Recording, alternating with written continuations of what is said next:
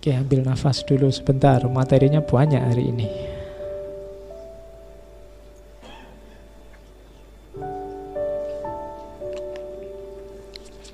Wisdom, kebijaksanaan. Abundance of knowledge does not teach man to be wise. Jadi, banyaknya pengetahuan tidak akan mengajari orang untuk bijaksana. Nah, ini kritik pada kita yang hanya maunya mengoleksi pengetahuan. Keponya luar biasa, tapi hidupnya tidak jadi lebih baik. Mengoleksi pengetahuan, tapi pengetahuan itu hanya jadi ingatan di kepalanya yang tidak manfaat, tidak mengefek pada kebaikan hidupnya.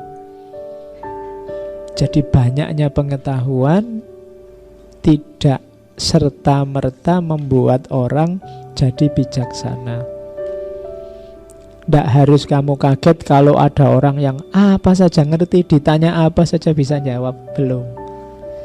Dia bijaksana kalau apa yang dia ucapkan, apa yang dia sampaikan, apa yang dia tahu melahirkan hikmah, kebijaksanaan dalam kehidupannya. Itu baru disebut orang bijaksana.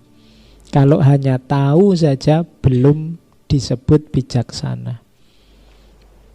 Karena kalau sekedar tahu, anak kecil juga bisa menghafalkan teori-teori, menghafalkan konsep-konsep, kemudian disampaikan ulang. Oke, jadi tidak sekedar tahu. Yang kedua, those who love wisdom must investigate many things. Orang yang cinta kebijaksanaan, berarti para filosof, itu bukan orang yang hanya ikut saja apa yang ada di sekelilingnya, tapi juga investigate.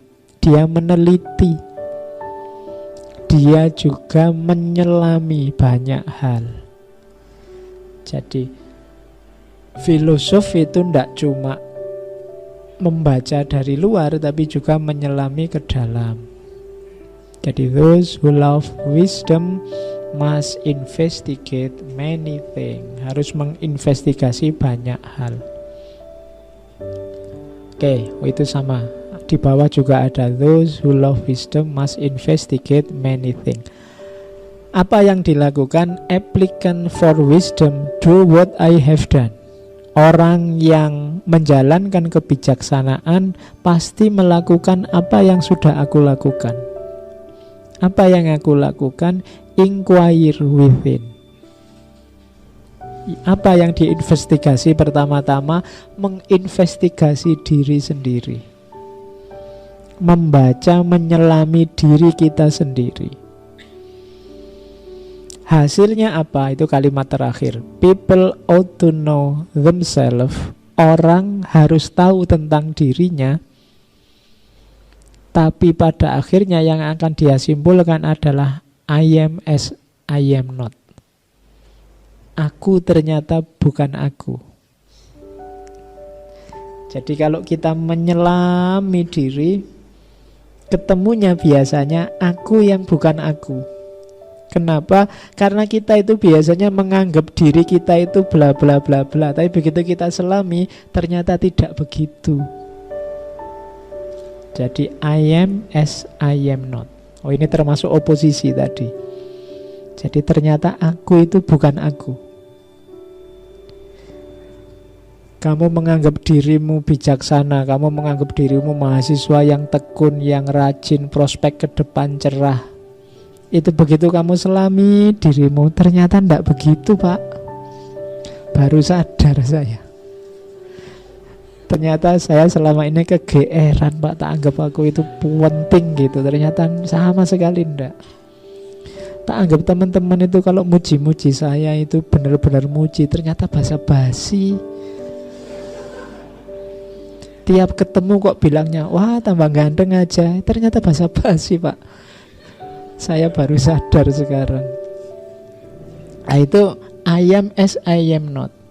Dari mana kesimpulan itu muncul? Inquire within tadi, kita menelaah ke dalam diri. Dan itulah yang dilakukan seorang filosof yang love wisdom, yang tidak sekedar mengoleksi pengetahuan. Jadi jangan cuma mengoleksi pengetahuan, tapi bacalah. Apa yang dibaca? Dirimu sendiri. Kalau sudah membaca diri, apa yang ditemukan? I am as I am not. Ternyata aku ini bukan aku. Oh, itu maknanya luas sebenarnya. I am as I am not. Kalau masuk ke dunia sufi nanti jadi beda lagi. I am as I am not itu. Jadi ternyata aku ini bukan aku. Aku yang dulu bukan aku yang sekarang. Ya, lagumu kan itu. Terus dilanjutkan tentang kebijaksanaan lagi. Dog bark at what they don't understand. Ini nyindir luar biasa. Anjing itu menggonggong pada apa yang tidak mereka mengerti. Berarti apa? Orang itu semakin banyak ngomong menunjukkan dia tidak paham. Kalau sudah paham ya diem. Biasanya begitu. Jadi kalau orang sibuk bahas sesuatu, apalagi sambil menyalah-nyalahkan yang lain tentang sesuatu itu, biasanya dia belum paham, belum yakin benar dengan pandangannya. Dog bark at what they don't understand. Jadi anjing itu kan begitu. Kalau ada orang lewat yang dia tidak tahu, dia curiga kan, terus dia menggonggong pada apa yang tidak dia paham. Makanya kalian ayo dikurangi menggonggongnya. Ya, jadi kenapa? Ya menunjukkan kita belum paham. Jadi jangan terlalu banyak menggonggong. Kita sibuknya pada yang tidak kita pahami.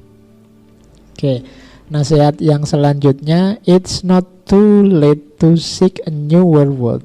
Masih belum terlambat untuk mencari dunia yang baru. Hidup ini hakikatnya perubahan. Kekurangan kita banyak, ya pasti. Ayo kita perbaiki, kita bangun dunia yang baru. Masih belum terlambat.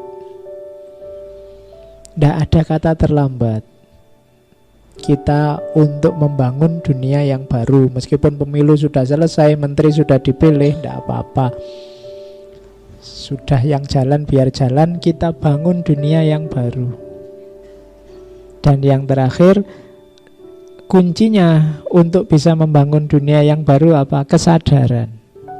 Kenapa kesadaran? Karena other men are unaware of what they do when they are awake, just as they are forgetful of what they do when they are asleep.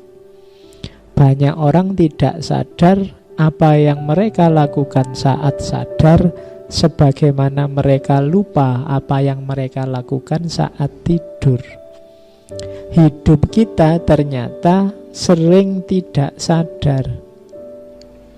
Tidak sadar itu berarti melakukan sesuatu tanpa pertimbangan-pertimbangan, tanpa disadari.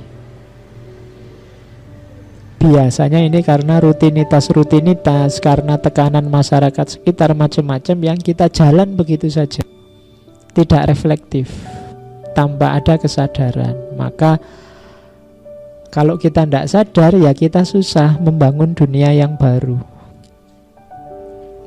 Jadi syarat pertama kesadaran. Pengetahuan saja belum cukup, harus ada kesadaran.